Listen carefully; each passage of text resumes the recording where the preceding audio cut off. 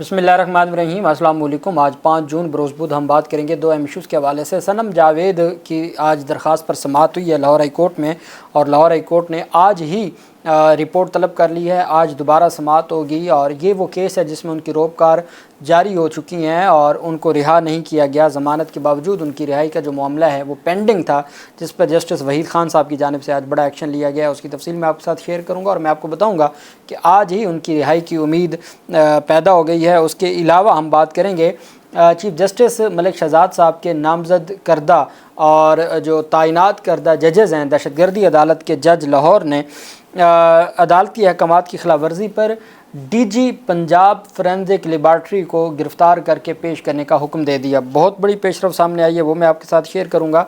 सबसे पहले हम बात कर लेते हैं BRT कंस्ट्रक्शन कंपनी के अकाउंट्स से मुतल्लिक, जो उनके अकाउंट्स बंद किए गए थे और नैब के मुख्तलिफ मुकदमात थे। पेशावर हाई कोर्ट में आज बहुत अहम समाअत हुई है। पेशावर हाई कोर्ट में अहम समाअत में जो पेशावर हाई कोर्ट में BRT कंस्ट्रक्शन कंपनी के नैब की जानिब से अकाउंट्स मुंजमद करने के खिलाफ केस की समाअत में अदालत ने नैब को कंपनी के BRT के अलावा दीगर अकाउंट्स खोलने का हुक्म दे दिया। पेशावर हाई कोर्ट में बस रैपिड ट्रांजिट जो BRT है पेशावर की, पाकिस्तान तहरीक इंसाफ के दौर में ये बस सर्विस चलाई गई थी और फिर उस पर BRT के नाम से नैब ने कार्रवाई पर कार्रवाई की थी, चूँकि हुकूमत ये चाहती थी उस पर कि जो शहबाज शरीफ की हुकूमत थी, और इससे पहले भी ये मामला चलता रहा कि चूँकि ये पाकिस्तान तहरीक इंसाफ की हुकूमत का एक जो इनिशिएटिव था, तो वो इसको स्कैंडल बना के BRT के ख़िलाफ़ मुख्तलिफ इंक्वायरीज़ शुरू की गई। जो साबिक़ वज़ीर आला थे खैबर पख्तूनख्वा के और PTI के और रहनुमाओं के नाम भी इसमें शामिल थे, और फिर पेशावर हाई कोर्ट से ये मामलात ख़त्म हुए थे। पेशावर हाई कोर्ट में BRT ऑपरेट करने वाली कंपनी के अकाउंट्स मुंजमद करने के खिलाफ दरख्वास्त पर समाअत हुई। जस्टिस SM अतीक शाह और जस्टिस वकार अहमद पर मुश्तमिल 2 रुकनी बेंच ने समाअत की। दरख्वास्त गुजार के वकील ने अदालत को बताया कि हमारे अकाउंट्स फ्रीज़ किए गए, जिससे कंपनीज़ के दीगर अमूर मुतासर हो रहे हैं। उनका कहना था कि मुल्क भर में हमारे दीगर प्रोजेक्ट्स जारी हैं, लेकिन अकाउंट्स मुंजमद होने की वजह से कंपनी रोज़मर्रा के ट्रांजैक्शन और तनख्वाहें देने से भी कासिर है। उन्होंने इस्तदा की कि सिर्फ BRT की हद तक अकाउंट्स फ्रीज़ किए जाएँ और बाकी अकाउंट्स को खोला जाए ताकि हम काम जारी रख सकें। नैब के डिप्टी प्रोसिक्यूटर जनरल ने अदालत को बताया कि अगर इनको अबूरी रिलीफ दिया गया तो कैसे पता चलेगा कि कौन से पैसे निकाले गए हैं।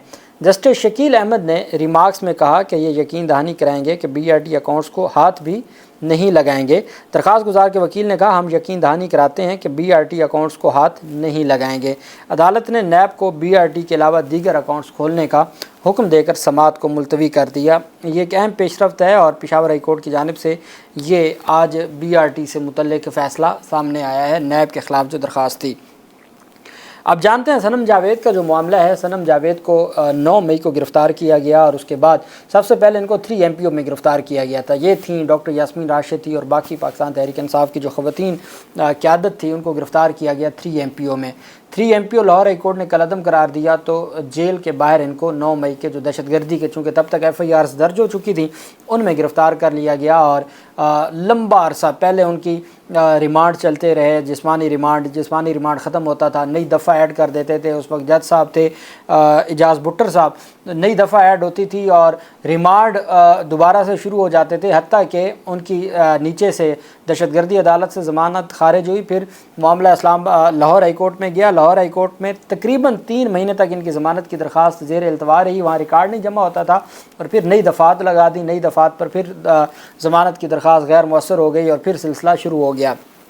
बहरहाल सनम जावेद ने एक दरख्वास्त दायर की, खतीजा शाह की जानिब से भी ये दरख्वास्त दायर की गई थी और सनम जावेद की जानिब से भी, कि जनाब हमें बताया जाए हमारे खिलाफ़ कितने मुकदमात हैं।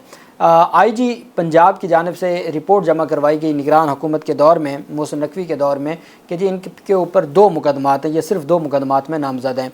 जब उन 2 मुकदमात में ज़मानत मंजूर हुई तो तीसरे मुकदमे में गिरफ़्तार कर लिया गया। जब तीसरे मुकदमे में गिरफ़्तार किया तो मुअज़्ज़ज़ अदालत को लाहौर हाई कोर्ट में जस्टिस अली बाक़ी नज़फ़ी साहब की अदालत थी, तो इन्हें अदालत की दरख्वास्त दायर हुई।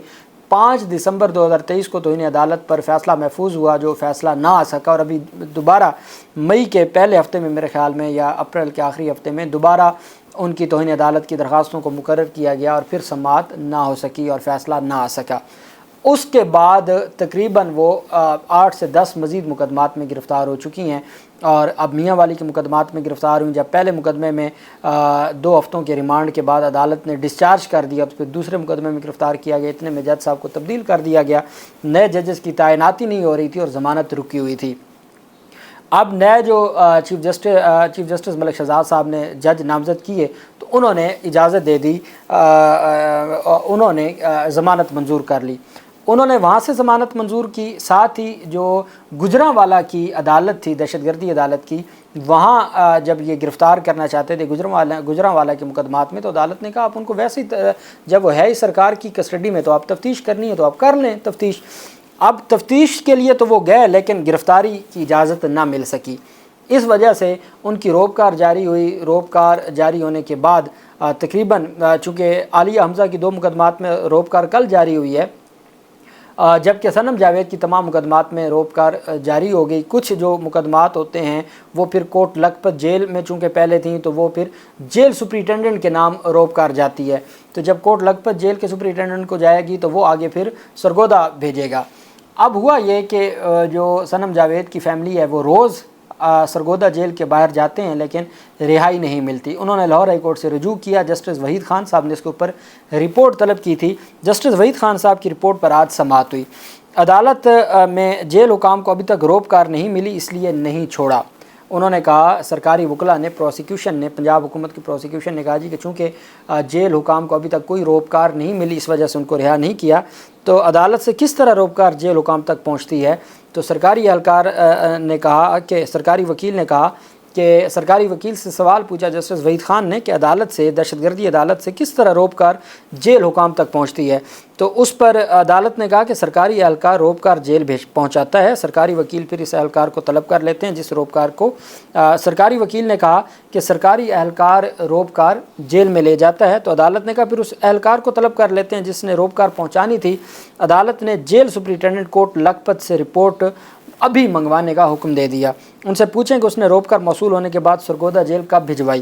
جسٹس وحید خان نے صنم جاوید کے والد جاوید خان کی درخواست پر سماعت کرتے ہوئے آج ہی سماعت 1 سے 1:30 بجے تک دوبارہ سماعت کرنے کا حکم دیتے ہوئے کہا کہ جیل سپرنٹینڈنٹ سے رپورٹ جمع کروائیں، رپورٹ ابھی طلب کریں، آج کے آج رپورٹ طلب کریں کہ آپ کے پاس دہشت گردی عدالت نمبر 1 کی روبکار کب پہنچی ہے، اور اگر نہیں پہنچی تو جو روبکار پہنچانے والا اہلکار تھا وہ پیش ہو۔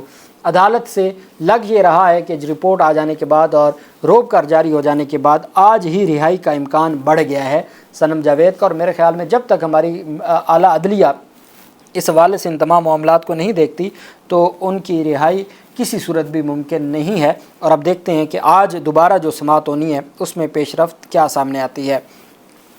دوسری طرف جو اہم پیش رفت سامنے آئی ہے، انسداد دہشت گردی عدالت نے عدالتی احکامات کی خلاف ورزی پر D G Punjab forensic science agency کے وارنٹ گرفتاری جاری کر دیے ہیں۔ انسداد دہشت گردی عدالت نے موبائل کی فورنزک رپورٹ پیش نہ کرنے پر D G Punjab forensic science agency کے وارنٹ گرفتاری جاری کر دی۔ عدالتی حکم میں کہا گیا ہے کہ D G Punjab forensic science agency کو گرفتار کر کے عدالت میں پیش کیا جائے۔ مختلف کیسز ہوتے ہیں دہشت گردی عدالتوں میں، چونکہ کبھی ویپن کی فورنزک ہو رہی ہوتی ہے، کبھی موبائل فون کی فورنزک ہوتی ہے، مختلف طرح کے کیسز آتے ہیں عدالتوں میں، پھر عدالتیں احکامات بھیجتی ہیں۔ اب پنجاب فورنزک جو سائنس لیبارٹری ہے، پاکستان میں سب سے اگر کوئی مستند سائنس لیبارٹری ہے تو وہ پنجاب فورنزک ہے۔ اب وہاں پر اتنا زیادہ رش ہے چونکہ باقی صوبوں سے بھی پنجاب فورنزک میں آتے ہیں، تو وہاں پر ہم نے دیکھا ہے مختلف مقدمات میں جب بھی کوئی ویپن بھیجا جاتا ہے یا ڈی این اے کے لیے کوئی خون کے نمونے بھیجے جاتے ہیں، کوئی قتل کیس ہے، کوئی اور معاملہ ہے، تو بہت دیر سے رپورٹ آتی ہے، جس کی وجہ سے بعض اوقات تو وہ رپورٹس جو کرمنل ٹرائل ہوتا ہے اس میں استعمال بھی نہیں ہو سکتی، بعد میں آ رہی ہوتی ہیں۔ تو اور اب جیسے جو ریپ کیسز میں اعلیٰ عدلیہ کے فیصلے آ گئے ہیں کہ آپ ڈی این اے کے اوپر انحصار کریں، جو پہلے زبانی شہادت کا کنسیپٹ تھا، ڈی این اے کے اوپر انحصار۔ اب وہ اتنے زیادہ کیسز ہیں کہ اس میں ہر صورت ضمانت کے کیسز میں بھی رپورٹ پہنچانی ہوتی ہے اور بہت زیادہ رش ہوتا ہے، اور وہاں پر کئی مہینے لگ جاتے ہیں رپورٹ آنے میں، اور وہ بھی ان کیسز میں جو ہائی پروفائل کیسز ہیں اس میں کچھ رپورٹس بہتر انداز میں جلدی سے آ جاتی ہیں۔ عام کیسز میں بہت لمبا ٹائم لگتا ہے. اس لیے ضروری ہے کہ پنجاب حکومت بھی اور وفاقی حکومت بھی اس کے اوپر کام کرے، چونکہ اس وقت آپ کا جو کرمنل لا ہے یا کرمنل ٹرائل ہے وہ آپ کا 80% ڈیپینڈ کرتا ہے آپ کی فورینسک لیبارٹری پر، اور اگر اس کی آپ استعداد میں اور اس کے آپ جو وہاں پر ورکنگ ہے اس میں آپ اس کو بڑھاتے نہیں ہیں تو کسی صورت بھی وہ پورے پاکستان کی جو ریکوائرمنٹ ہے وہ پوری نہیں کر سکتا. اور یہی وجہ ہے کہ اب یہاں پر دہشت گردی عدالت نے موبائل کی فورینسک رپورٹ پیش نہ کرنے پر D G Punjab forensic science agency کو گرفتار کر کے پیش کرنے کا حکم دیا ہے. صنم جاوید کے حوالے سے اب دیکھنا یہ ہے کہ عدالت نے کہا ہے کہ آج ہی آپ رپورٹ پیش کریں اور بتائیں کہ کیا جو سینٹرل جیل کے کوٹ لکھپت جیل ہے اس کے سپرنٹینڈنٹ نے یہ معاملہ بھجوایا ہے سرگودا، روپکار بھجوائی ہے سرگودا جیل کو. اگر بھجوائی ہے تو اس کی تفصیل لیں، نہیں بھجوائی تو جس اہلکار نے یہ سارا کچھ کرنا ہوتا ہے اس کو کہیں کہ وہ ذاتی حیثیت میں آئے. آج ہی عدالت نے اس کیس کو دوبارہ ٹیک اپ کرے گی. جو بھی تفصیل ہوگی آپ کے ساتھ شیئر کریں گے. اللہ پاک پاکستان کامیاب ناصر ہو. بہت شکریہ. اللہ حافظ. پاکستان زندہ باد.